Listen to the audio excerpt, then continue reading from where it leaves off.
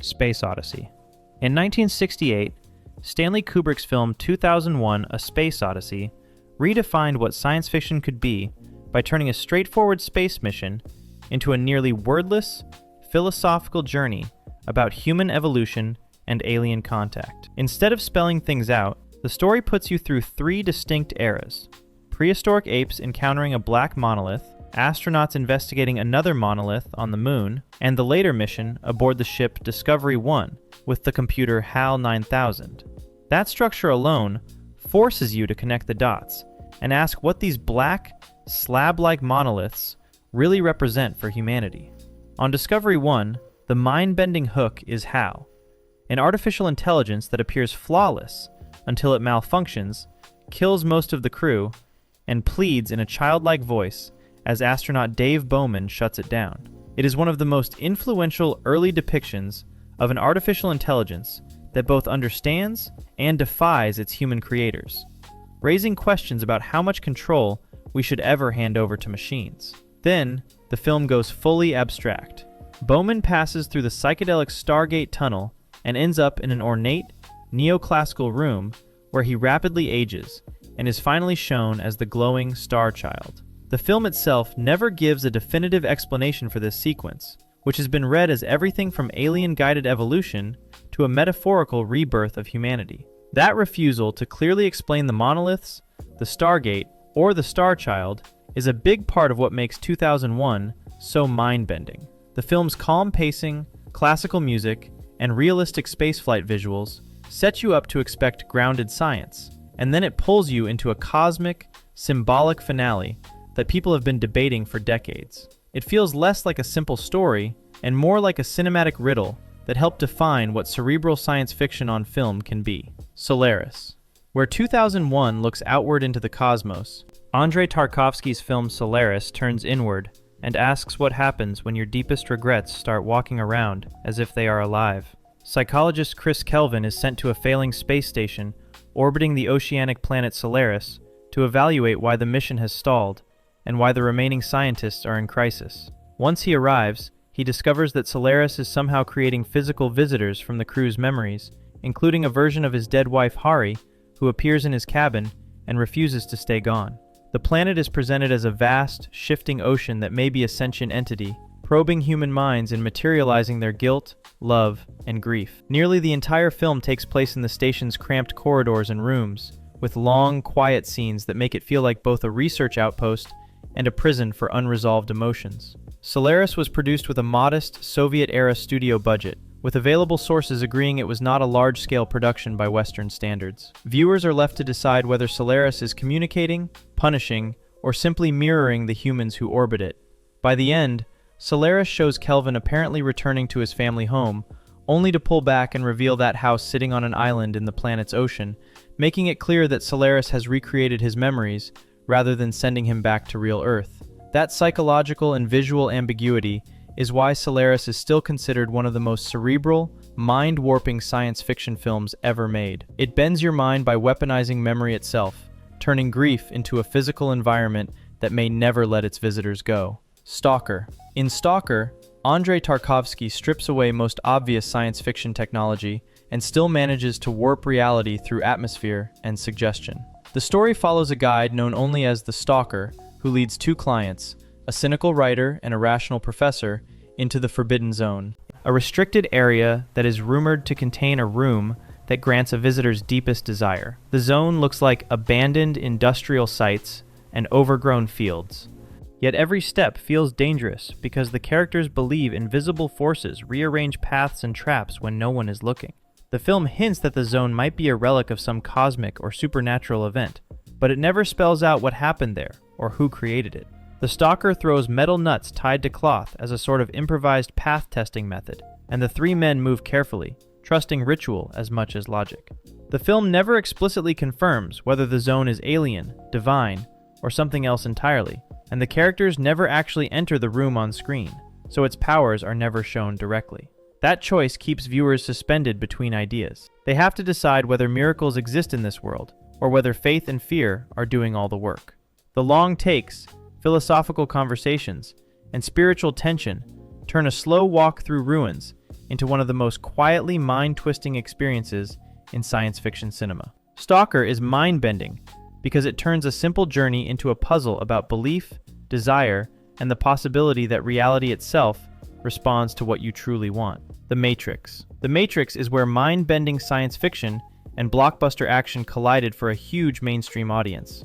Neo begins as a bored office worker, an underground hacker who feels something is wrong with the world, only to learn from Morpheus that his everyday life is actually a simulated reality created by intelligent machines. Human bodies in the real world are kept in pods and used as an energy source, while their minds live inside the Matrix, a detailed virtual world modeled on late 20th century Earth. Morpheus offers Neo a choice between a red pill and a blue pill, a simple decision that has become a cultural shorthand for choosing an uncomfortable truth over a comforting lie.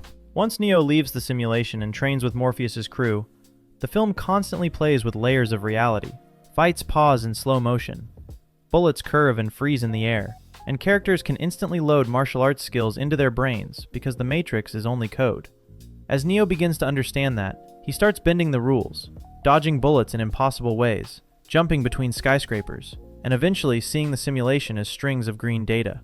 Financially, it had a production budget of about $63 million and earned around $466 million worldwide, making it a major hit for a non-franchise science fiction film.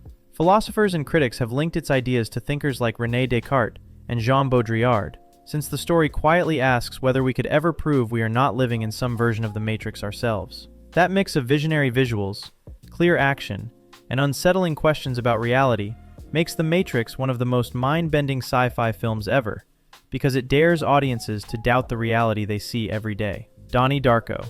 Donnie Darko starts like a moody suburban coming-of-age story, then a jet engine crashes into a teenager's bedroom, a figure in a rabbit suit appears, and a countdown to the end of the world begins. Jake Gyllenhaal plays Donnie, a troubled high school student who survives the engine crash only because he sleepwalks out of his room, then begins seeing Frank, a man in a disturbing rabbit costume who tells him exactly when the universe will end.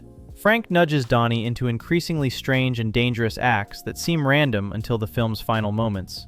According to the in-universe book shown in the film, and widely accepted fan interpretations, Donnie is living in a tangent universe that is destined to collapse unless the fallen jet engine is returned, resetting the timeline. That explanation is not carefully laid out in dialogue. Instead, viewers have to piece it together from short excerpts of the book, symbolic imagery, and the film's companion materials. The film was produced on a modest budget, reported in the range of around $4.5 to $6 million, and initially earned roughly $7.5 million worldwide, before later home video and midnight screenings turned it into a cult favorite. Because Donnie Darko hides such an intricate time travel cosmology inside a story about teen alienation, bullying, and first love, it rewards viewers who rewatch it and dig into its rules. That balance between emotional drama and hidden science fiction mechanics is what makes it one of the most mind-bending cult films of the 2000s, and it continues to inspire charts, essays, and breakdowns from fans trying to fully decode it. Primer. Primer is often described as the most technically dense time travel movie ever made, and it was created on a tiny budget. Written, directed, produced, edited, and scored by Shane Carruth, the film follows two engineers, Aaron and Abe, who accidentally build a time machine in a garage while working on another project.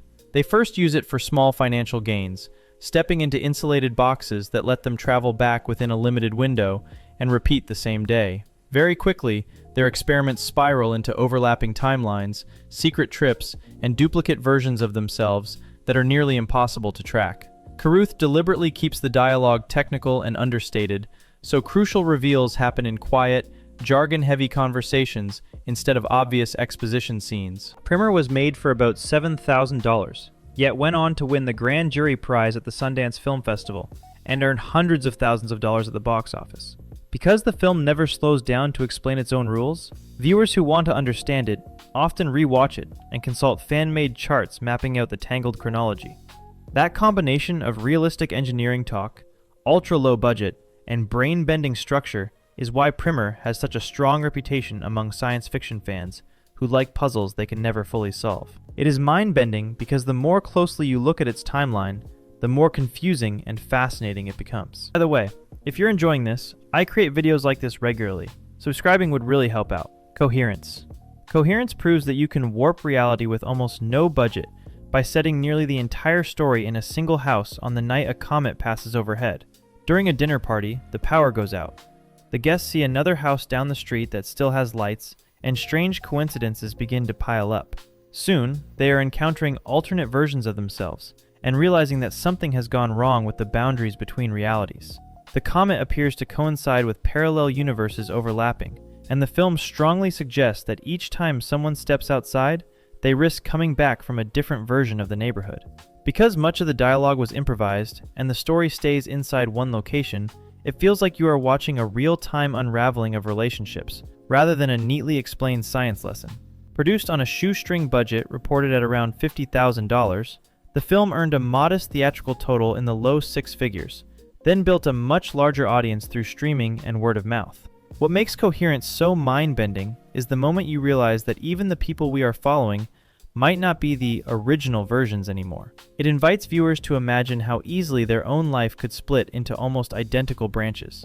And it does it with nothing more than actors, a table, and a very clever premise. For many science fiction fans, it is the multiverse thriller that makes you question whether you are still in your own version of reality by the time the credits roll. Predestination. Predestination takes a classic time paradox idea and pushes it to a logical extreme by turning one person's life into a closed loop.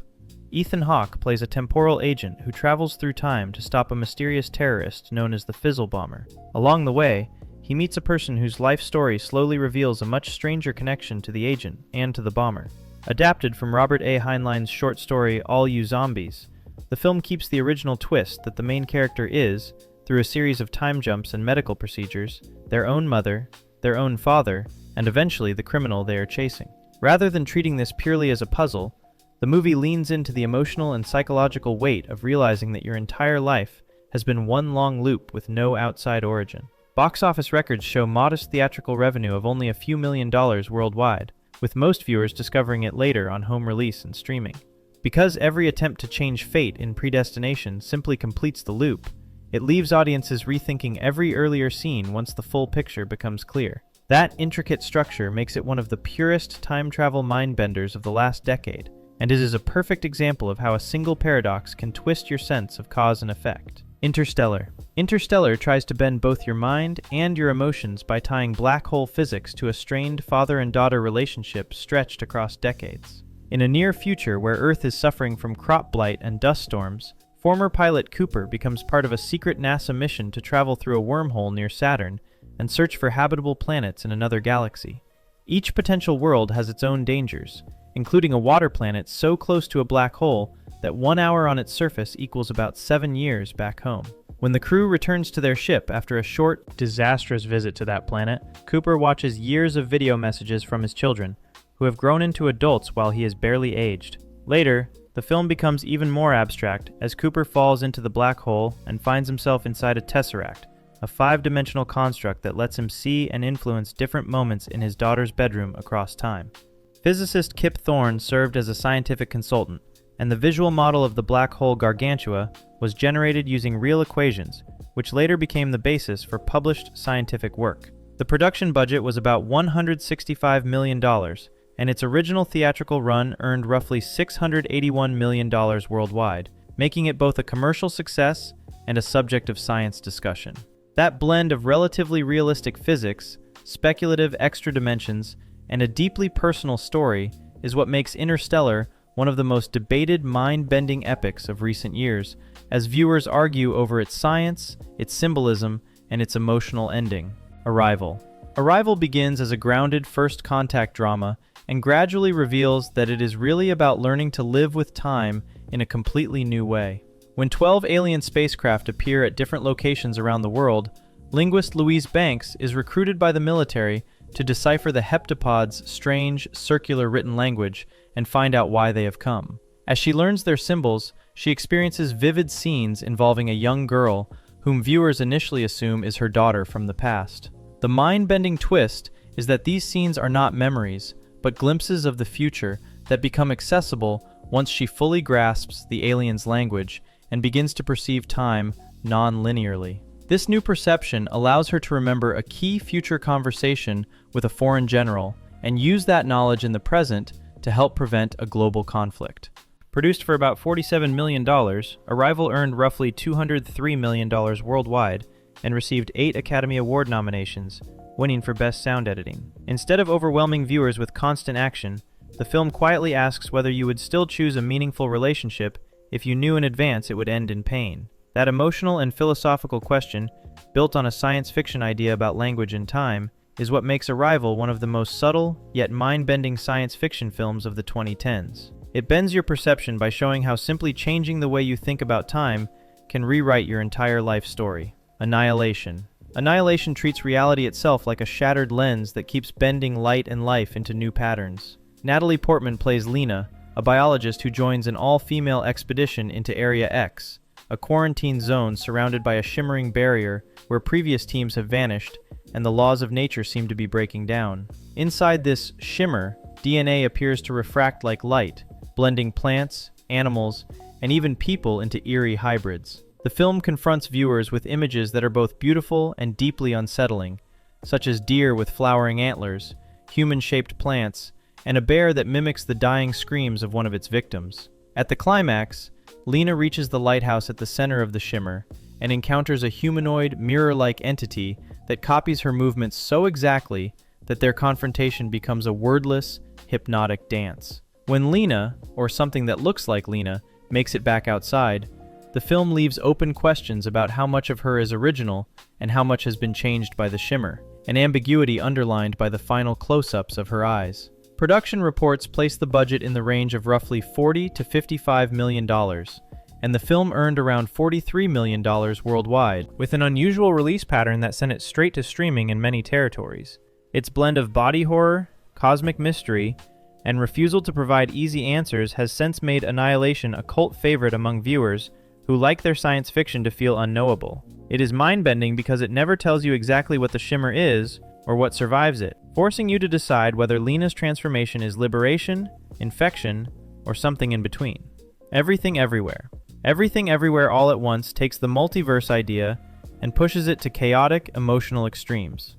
Michelle Yeoh plays Evelyn Wang, a stressed laundromat owner who is called into a tax audit, only to be told by an alternate universe version of her husband Waymond that she is the one person who can stop a multiverse-destroying force called Jobu Tupaki. That villain turns out to be another version of her daughter Joy, who has seen so many universes at once that she feels nothing matters anymore. The film's key mind-bending mechanic is verse jumping.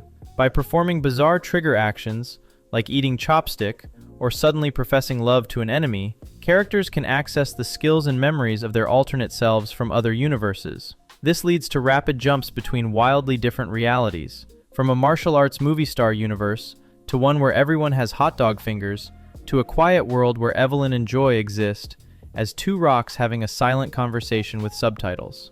Stylistically, the movie throws aspect ratio changes, jump cuts, and genre shifts at the audience on purpose, creating a feeling of sensory overwhelm that only settles when the emotional core comes into focus. Produced for a budget reported at around $25 million, the film became a major independent hit, ultimately earning roughly $140 million worldwide, and becoming the first release from A24 to cross the $100 million mark.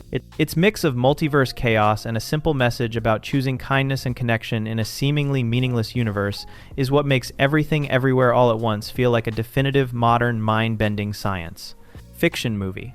It bends your mind by constantly shifting who Evelyn could be, then lands on the idea that the most powerful universe is the one where she chooses to stay and care. If you found this valuable, subscribe so you never miss new content. Thanks for watching.